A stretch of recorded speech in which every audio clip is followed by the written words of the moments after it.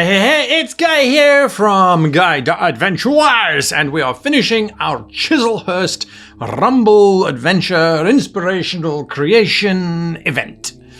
I mean, that's a fancy way of saying that we're going to just finish up the adventure now. As I have been mentioning in the past 3 videos, this adventure is not one of those complicated adventures. It's a straightforward adventure where the story is going to emerge from the player interactions. So there's not a lot to prepare here. This is one of those adventures that I would quite happily go, got the map, got the idea, right, let's run and see where we go. But we do want a few little things written down before we get there. And so what are those things that we are going to have written down? And so here they are in no particular order, but they are still useful. We need to know the name of all of the NPC leaders, not of the individuals, because we don't know how many individuals we need.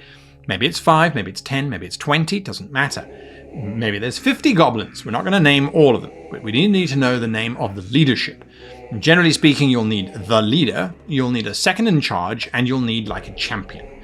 So 3 names each. That's only 9 names we need to come up with. That's not a lot of names. We need to identify who our big bad is. What is the big bad? Are they mind flayers and they're looking for the strongest minds?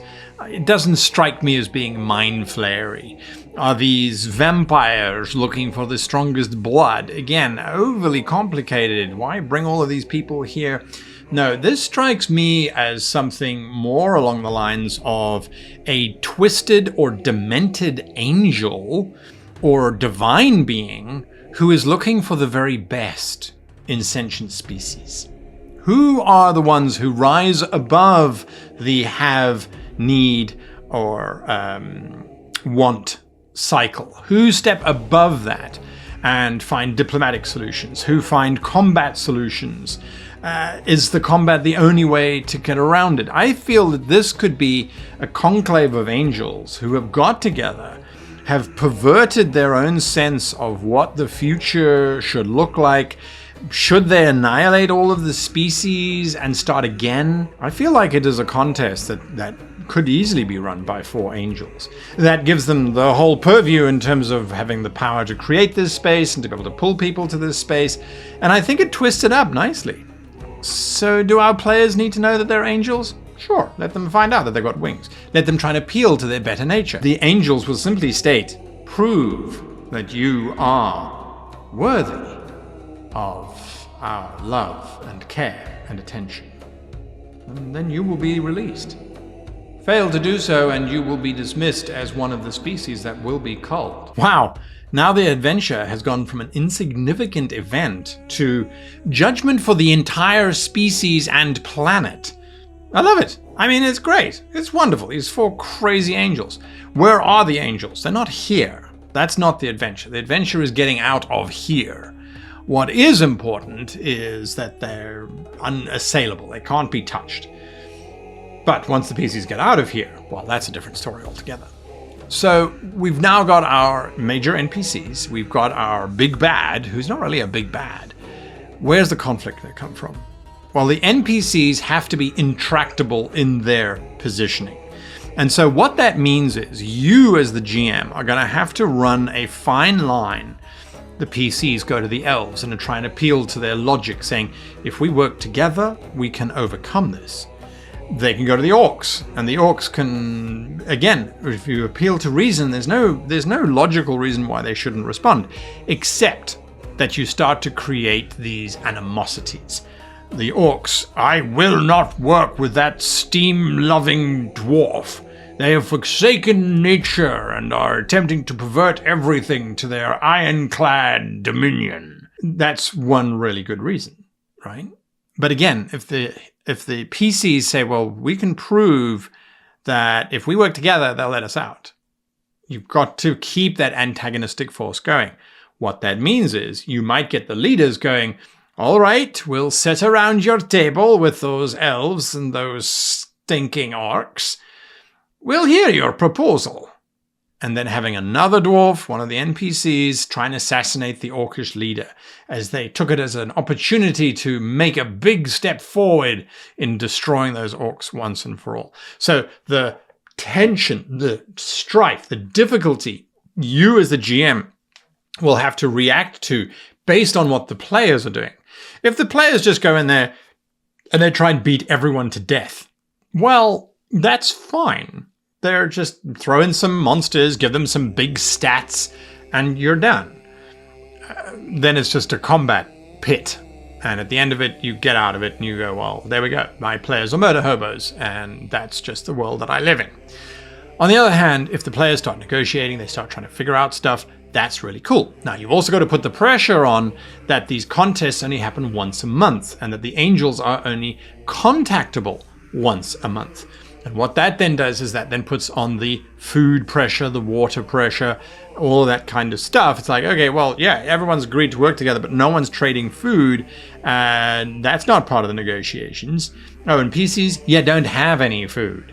Oh, you've got a cleric who can create food and water. Well, you're fine now. Well done. That's fine. Then there's no scarcity, except then that the orcs might abduct said PC to create food and water for them, because that's something that they would rather do than eat mushrooms all day. You see where I'm driving at? You are going to have to figure out where these minor antagonistic points come in and just throw them in there. Let the PCs figure out what to do and how to drive the story towards a successful conclusion. Something else to bear in mind, and this is something that I like to do in these scenarios, where you kind of get to a point where you are judging how much resistance should there be. Once the PCs have successfully had a few good ideas, things should start moving in their direction. Once they are moving in the right direction, this is then when you need to judge the mood of the players. Are they enjoying this? Are they feeling like they're getting somewhere? Has it only been an hour and they've already found these miraculous solutions? You need to judge where you are in the game, and then you ratchet it up. Remember pain, pressure, or problem.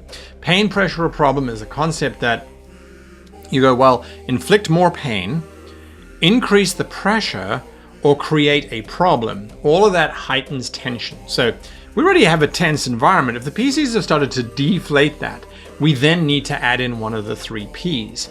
And in this case, I always like to add in pain and pressure, because the problem has been overcome. The problem of the 3 different cultures kind of coming together. So what is going to add in pain? Well, secret stuff.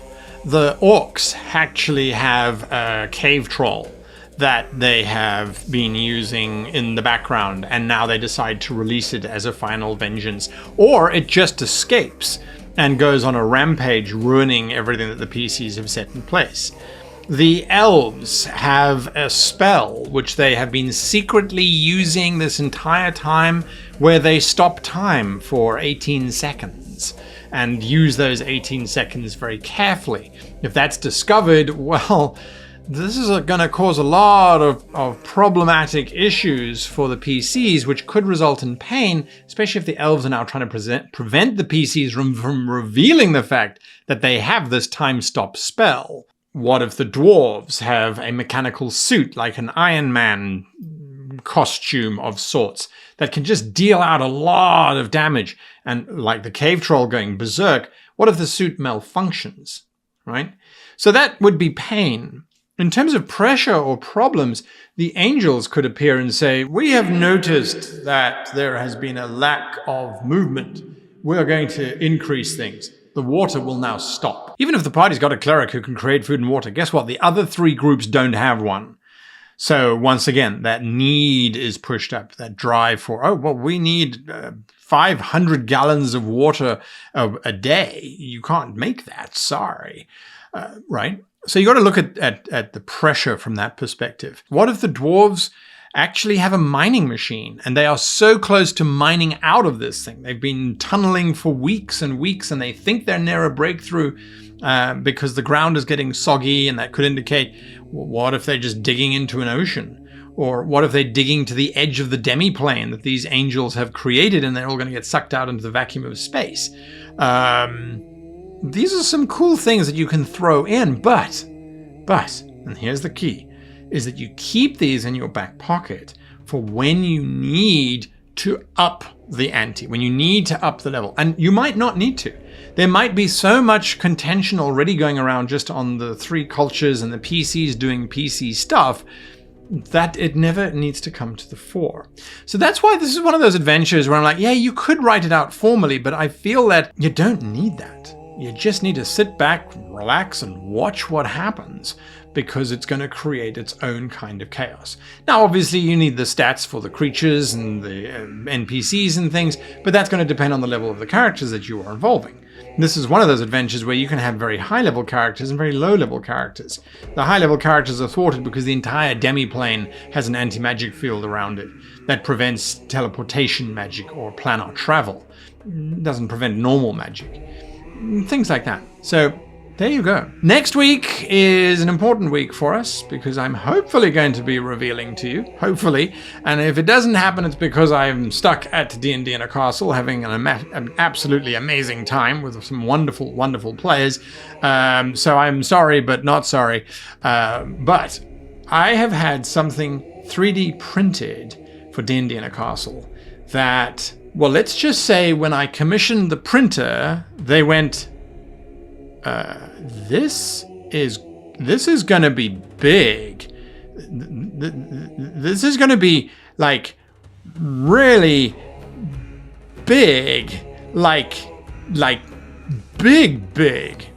Anyway, when I printed out the map was really big. So the actual 3D model of itself, I cannot wait to share it with you, and that will be next week's episode, or possibly sometime after the 15th of November when I get back from D&D in a Castle.